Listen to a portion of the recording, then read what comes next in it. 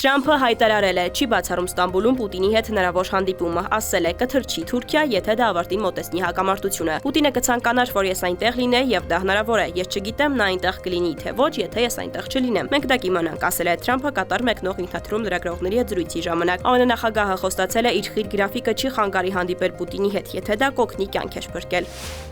Ռուսաստանի պատվիրակությունը մայիսի 15-ին Ստամբուլում կսպասի ուկրաինական կողմին, հայտարարել է Պեսկովը։ Միաժամանակ Կրեմլը դեռևս չի հրապարակել Ստամբուլում կայանալիք բանակցություններին մասնակցող ռուսական պատվիրակության կազմը։ Ոչ, այս առումով ոչինչ չի փոխվել։ Մենք դա կանենք, երբ ստանանք նախագահի համապատասխան հրահանգները։ Նման հրահանգներ դեռևս չեն եղել։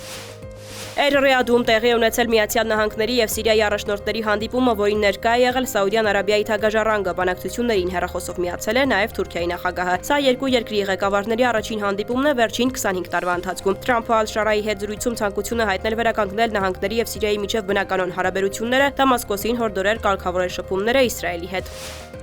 Զելենսկին պատասխանելով պատերազմի տևողության մասին հարցին ասել է. ոչ ոք չգիտի թե որքան կտևի այն, բայց ոչ 10 տարի Ուկրաինան չի դիմանա, դա թանկ է նստում բոլորի վրա։ Զելենսկիի խոսքով Ուկրաինան դեռևս անսասան է զենքի եւ անօդոչու թռչող սարքերի մատակարարումները բարելավվել են, նույնիսկ եթե բյուրոկրատական ցկցկումները շարունակում են խնդիր մնալ։